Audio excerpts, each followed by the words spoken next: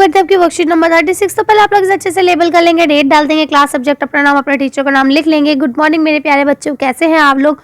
उम्मीद करती हूँ आप लोग अच्छे होंगे। चलिए पढ़ाई शुरू करते हैं। तो आज फिर हम लोग यही पढ़ेंगे डिवोनेशन पार्ट्स ऑफ टू डिविन, यानी कि गॉड की तरफ जाने वाले रास्ते।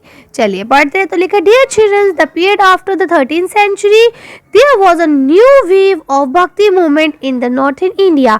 यानी प्यारे बच्चों, अगर हम बात करें 13th century की, उसके बाद से एक नया मूवमेंट, एक नया रास्ता, एक नया आंदोलन शुरू हो गया था नॉर्थन इंडिया में भगवान को और भक्ति को लेकर।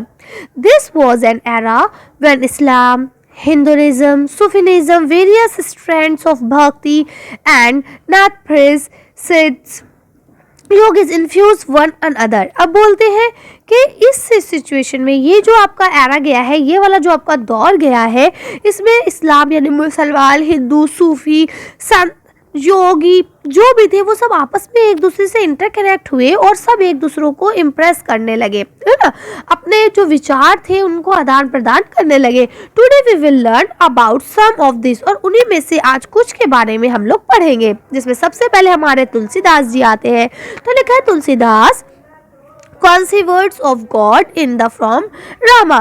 ठीक है, यानी कि उन्होंने राम जी के अकॉर्डिंग के, राम भगवान जो है वो राम है, इसके अकॉर्डिंग उन्होंने पेश किया। His famous composition is Ramcharitmanas written in Awadh. ठीक है, अवधी भाषा में उन्होंने रामचरितमानस लिखी। This is an expression of both his devotional feeling and literary works। ठीक है, इन्होंने यहाँ पे अपने जो भक्ति है उसको भी दिखाया कि किस तरह से उनकी फीलिंग्स है गॉड को लेकर। इसके अलावा उन्होंने अपने साहित्य के वर्क्स को भी दिखाया, यानी कि जो आपके लिटरेचर होता है उसको भी उन्होंने पेश किया। आगे पढ़ते हैं हम सूरदास के बारे में। तो लिखा है, Surdas was an additions develop of Shri Krishna. आप सब जानते हैं कि श्री कृष्ण के बहुत भक्त थे वो। His composition complete in Sursagar, Sursawari and साहित्य लहरी। ठीक है, तो इसके बाद आप बता सकते हैं कि उन्होंने 3 किताबें लिखी थी। This are express his devotional feelings, यानी कि जो उनकी भक्ति है भगवान के प्रति, अल्लाह के प्रति, गॉड के प्रति, उसको इन्होंने अपने इन तीनों साहित्यों में दिखाने की कोशिश की है। अगर हम बात करते हैं रविदास जी की, तो लिखा है, Ravidas was a great Sant of India. ये बहुत बड़े संत थे इंडिया के, फिलोसफर्स भी गुजरे हैं, पोइट भी थे ये, और फॉलोअर्स ऑफ गॉड भी थे, यानी कि ये गॉड को भी मानते थे, गॉड को मानने वाले थे, उनके लिए जो उन्होंने गॉड ने राह बनाई थी उस पर चलने वाले भी थे। ठीक है, he was a person of निगारू सेक्ट i.e. संत ट्रेडिशन, और ये जो है आपके पुराने जमाने के जो ट्रेडिशनली संत हैं वो ही थे ये। ठीक है, चलिए आगे पढ़ते हैं।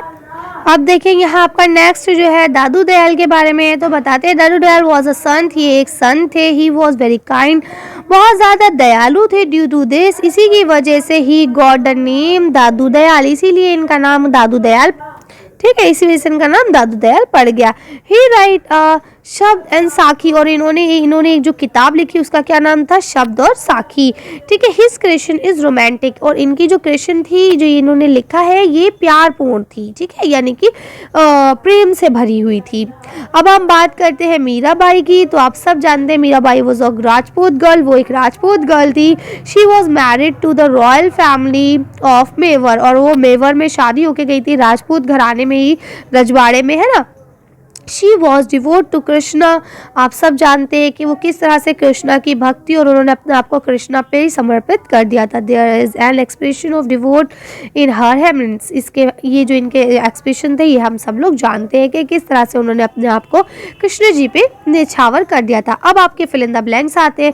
तो Ramcharitmanas is written in language, तो रामचरितमानस जो है वो कौन सी लैंग्वेज में लिखी गई है, आप लिखेंगे अवधी, AWADHI, अवधि। ठीक है, मीराबाई वॉज डिवोटेड टू, तो क्या आ जाएगा, कृष्णा, KRISHNA,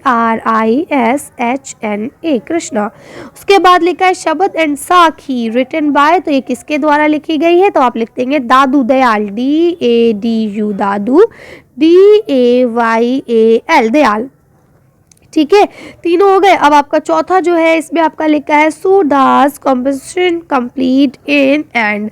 ठीक है, तो अब सूरदास की जो 3 का वो लिखी है ना साहित्य, उन्होंने उनके बारे में लिखना है। आपने ये लिख लिया, मैं इसे रब कर रही हूँ।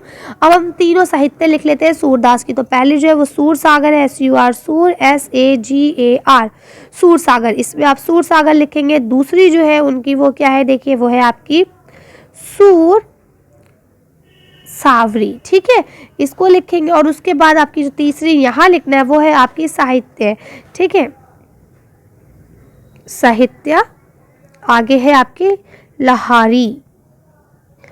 ठीक है, LAHIRI लहारी। ठीक है, ये यहाँ आपको यहाँ मैंने लिख भी दिया। और वैसे ये देखिए जब आप यहाँ आते हैं ना सूरदास पे, तो ये देखिए तीनों यहाँ लिखी हुई भी है, आप यहाँ से भी लिख सकते हैं। चलिए, तो आज की वर्कशीट को हम यही खत्म करते हैं। इसके साथ यहाँ आपको एक एक्टिविटी दी गई है, ये आपको करनी है खुद से। तो लिखा there were several poets whose name had been mentioned but their works has not been included in the chapter. Find out more about the language in which they compose, whether their composition और song and write their composition were about. अब बोलते हैं कि इसमें बहुत सारे संत और सूफी ऐसे आए हैं जिनके बारे में जिनका जिक्र तो किया गया है इस चैप्टर में, यानी नाम तो मेंशन है, लेकिन उन्होंने क्या काम अंजाम दिए, क्या क्या उन्होंने किए, ये मेंशन नहीं है। तो आप ऐसे ही सूफी संत के बारे में जाने, उनकी रचनाओं के बारे में जाने, उन्होंने जो रचनाएं लिखी है, जो चीज़ें लिखी है, जो राइटिंग्स लिखी है, वो कौन सी भाषा में लिखी है, इसके बारे में लिखे। ठीक है, तो ये आपकी एक एक्टिविटी है, इसको आप खुद से करेंगे। चलिए, तो आज की वर्कशीट को हम यही खत्म करते हैं। आज की वीडियो बस इतना ही।